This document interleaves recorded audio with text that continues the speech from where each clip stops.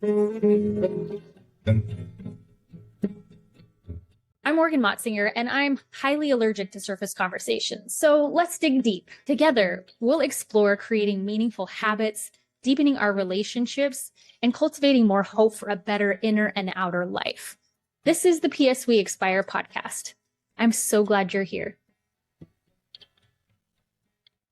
So it's Saturday morning, and I just got back from a walk, and I wanted to share with you the musings that I had on this walk. I posted a story yesterday that was a quote from Carl Jung. Now, if you don't know who Carl Jung is, that's okay, because I had no clue who he was until just a couple of years ago when I started to dig more into the field of psychology. He was just so that I get this correct, I'll tell you a couple of the key points about him, but he was a Swiss psychiatrist and psychoanalyst, and I'm sure that you've heard the name Freud. He was a pupil of Freud, and they learned a lot together, and then they split because Carl Jung didn't really agree with like Freud's take on why we do what we do, being really centered around like our sex and sexuality and sexual urges. So Jung split off, and he is probably most known for his interest in integrating the subconscious and the conscious mind. So some of like the key concepts that we talk about with personality, like introversion and extroversion, that came from Carl Jung. He has a big emphasis on like analyzing dreams, and he started to get into things like synchronicity and symbolism and alchemy. But some of like the biggest things that he's known for is this idea of individuation, which is the lifelong process of psychological development and self-realization. So if you think of something like the Maslow's hierarchy of needs, on the very top of that pyramid is that very thing. It's like it's understanding who you are, not just in the context of like your relationships, but like who are you on a deep level. So the quote that I posted, I got to go and read it. It's really interesting to me. It says, this is Carl Jung. He said, the first half of life is devoted to forming a healthy ego. The second half is going inward and letting go of it. So I've been thinking about this concept a lot because the other night I had a dream that really, to me, was very symbolic for this very thing. So I had a dream that I was with childhood friends, two women now that I still know in adulthood. And in my dream, they were adults. And I was with them, and I had a face that was just full of makeup, like so full of makeup. And I went and stood in the mirror, and it's like I had this memory in the dream of being a child and having one of my friends applying some of the makeup to my face. So I was an adult, and I was looking in the mirror and seeing all this heavy makeup on my face, and I started to wipe it off, wiping off the thick drawn eyebrows and the heavy lines of makeup on my face. And the more that I did it, the more plain I became. I really was nothing special underneath all of that makeup. And I remember in the dream feeling like, maybe this isn't such a good idea to wipe all this makeup off, because look how plain I am. Look how unspecial I am under all this makeup. Now, you may right away understand and see the connection between this Carl Jung quote and how I'm kind of analyzing my own dream here, which I think is pretty great too, because like I said, like Carl Jung was super into dream analysis and understanding what the subconscious mind is bringing to our kind of awareness in our dreams that can give us some insights into some of the things that we're working through. Ugh, okay, I'm getting sweaty. Oh, getting sweaty in here. You guys get to see my hat, hair, and my morning face without any makeup. Okay, anyway, so as I'm thinking about this concept of removing all of this heavy makeup and the worry, like I knew that the makeup was not a representation of who I really was, but I was super worried about being nondescript underneath, that I would just be a plain old mousy, nobody special Morgan. This, I think, plays into like this huge fear and this huge drive that all of us have, where we're constantly asking the question, do I belong here? Where do I belong? Where do I fit in? Where am I accepted? Where do I get to just be myself? Do you love me? And one of the big tasks of maybe middle age, I don't know, I think that people are doing this younger and younger all the time. But I think one of the big tasks of middle age is asking that question of like, who I am, who am I outside of what everybody told me I'm supposed to be? Before everybody told me who I was, who am I? And we have this really big fear that without credentials, without experience, without knowledge, without maybe letters behind our name, that we're nobody. And that's a really terrifying thing, until we can really embrace, not just like resign ourselves to this understanding, but that we can really embrace that that's true. And that's how we discover that we do belong, is by becoming nobody. Because none of us are really like hot shit, you know? Like none of us are really something spectacular that is somehow above and beyond all of the foibles of being human. There isn't any place that we can get to where we don't still have to feel all the feelings of uncertainty about the future, about angst about our own mortality. There isn't any place that we can escape some of these existential questions of like, what is life all about? Why am I here? What am I doing here? What's really important? What's worth spending my time on? How do I be more present in my life and in the life of people that I love? How do I do these relationships? Have you ever wished you had a therapist or a best friend in your pocket, someone that you could hear from in the moment that you need it the most? Now you can carry a timely message with you wherever you go. Mindful moment cards hold up to traveling in your pocket. These cards that are smaller than a pack of gum are made from durable cardstock and hold up to lots of use.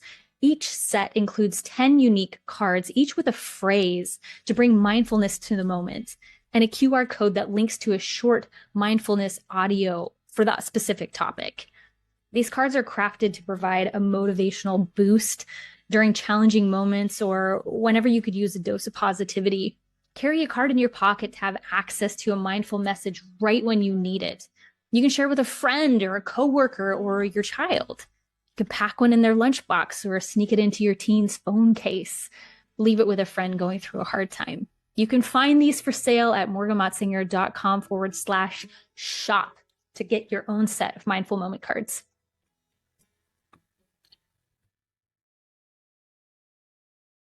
And Ram Dass has this really great thing when he was talking about it really in the context of like using psychedelics as a tool of self-discovery. But he said that, he wouldn't recommend psychedelics to people who haven't first found out who they are, who haven't first kind of like Carl Jung said, like laid the foundation of a healthy ego where you're solidly in your individualness. He said that you have to, it's really important and more safe to become somebody before you become nobody. Because psychedelics, and there are definitely other like tools that you can get there to this place of where your sense of self dissolves into the reality of oneness with all things. And that may sound like, I don't know, like hippy dippy woo woo, but if we think about it like really on like a level of physics and how atoms and molecules and all this stuff, how they work together, like there really isn't any space between me and this camera that I'm sitting in front of. Well, That's not true because atoms are mostly made up of empty space. But you see what I'm saying? Like the boundaries of my skin and this desk are really not solid. There really aren't any boundaries between those things. We perceive boundaries, but there aren't any. I was listening to a TED Talk, which I highly recommend. I'll put this in the episode notes. A TED Talk by Jill Bolte Taylor. She is I don't know if she's a neuroscientist, a psychologist, but she's a brain scientist and actually works with the physical brain. Maybe she's a neuroanatomist. That sounds right. But she was describing this experience she had, I think when she was in her 30s, where she had a stroke in her left hemisphere. Our brains, I'm sure that you're aware of this, but our brains are divided into two hemispheres. And each hemisphere, confusingly enough, controls the opposite side of the body. So my right hemisphere controls the left hemisphere, right hemisphere, which is, fun fact, but it's completely irrelevant to what I'm about to tell you. Anyway, so her work, she says that the left hemisphere is in charge of the details. It's in charge of the minutia. It's in charge of seeing what's ahead and keeping track of what's behind us in terms of the timeline. It's in charge of helping us think linearly. It helps us think in a line. Okay, future, past. And our right hemisphere is this creative, big picture part of our awareness. So it's really concerned with the present moment. And it's also really more in tune with the reality of not being disconnected from anything. So she was describing, as a scientist who already had this knowledge about how the hemispheres work and how our brains work, she was like watching herself in real time see the left side of her brain shutting down. And the experience that she had of like looking at her arm on the wall and not seeing a difference really between her arm and the wall because her perception, instead of being paying attention to the boundaries of things, became fluid. And she said that she was tapped into this like feeling of total bliss, of total oneness with everything. And that every once in a while her left brain would speak up and be like, hey, we're not okay. You should probably do something about this. Like, call an ambulance, And she did have a major stroke in the left hemisphere. And during the time when she was going through rehabilitation, because she eventually, over 8 years, was able to rehabilitate the left side of her brain, she produced so much art and had just this really fascinating and wonderful firsthand experience of the dance between our logical, calculating, planning part of our brains, our conscious minds, and our free, present, creative, unbound right side of the brain. In the context of this quote about thinking about developing a healthy ego before, in the second half of life, you kind of dissolve that and realize that you're nobody. I think it's this dance that we have to do between the left side of our brains and the right side of our brains all the time. And it's this real acceptance and embracing the fact that we're not anything special. Like, I was on my walk this morning, and one of the hard things about going on walks, especially in a rural area, is that a lot of times you'll see roadkill. I've seen skunks, lots of birds. I've seen big birds and little birds. Not Big Bird, thank God. Big Bird is still okay on Sesame Street.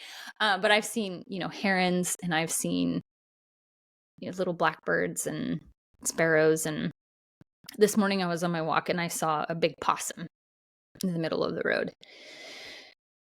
And it's interesting that, we happen to be a species that I was going to say have the privilege, but I don't know if it is a privilege. We're a species that happens to have a brain that's evolved to be aware of our own mortality and aware of a timeline of past, present, and future, and that we get to attach whatever meaning we want to, or whatever meaning we've been conditioned to attach to seeing dead things.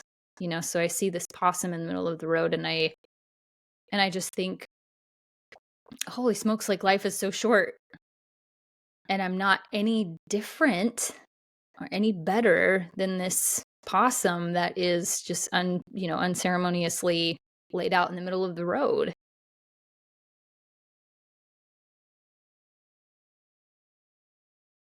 And there's a great fear for many of us that will be forgotten,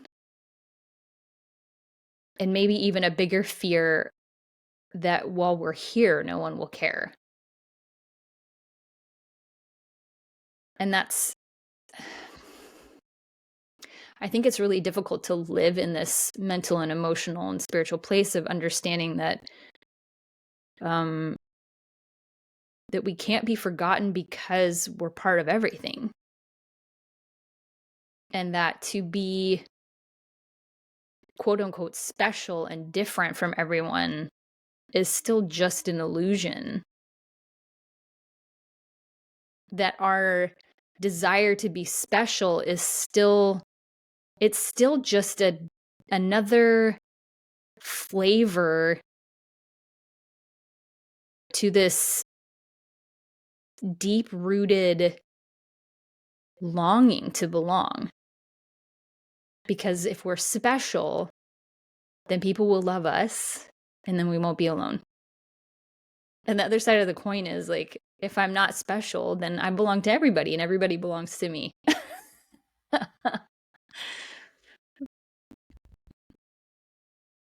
So back to this dream that I had.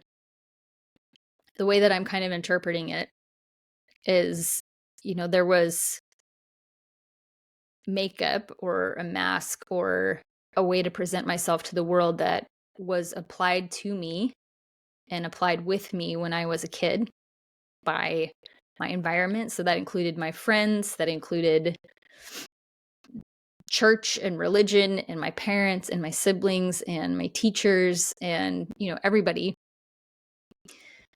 helped apply this makeup. And as an adult now, I'm going through this transition of wiping all of that away and being nervous about what's underneath. And seeing that beneath all of the adornments, it's just me. And so much of the last handful of years has been a lesson in accepting all parts of myself. The boring parts, the petty parts, the manipulative parts, the compassionate parts, the loving parts, the hateful parts, the chaotic parts, the controlled parts. Every single square inch of me, accepting every single bit of that, and loving every single bit of that. And I think we have this like weird conception that if we love ourselves, if we love even the worst part of ourselves, if we love the parts of ourselves that we hope that nobody ever sees, or we love the boring parts of ourselves that just feel so plain and inconsequential, if we loved all those parts, that then we wouldn't change. And so we go through life beating ourselves up about those parts that procrastinate and those parts that don't do the things that we know we should do, or the parts of ourselves that continue to perpetuate unhealthy habits, or yell at our kids, or fight with our spouses, or post mean things on social media or whatever. And so we go through life trying to beat up those parts of ourselves. And I think the journey into being okay with being nobody is loving every single part of ourself. Because all the ways that we are, we're like that for a reason, through nature and nurture, through our genetics, through the environments that we were raised in and the environments that we're currently in.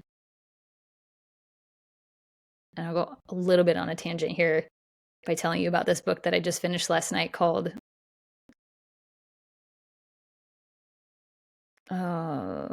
it's called dang it. It's by Ed Yong. Okay, I gotta look it up really quick. Stand by. Ed Yong wrote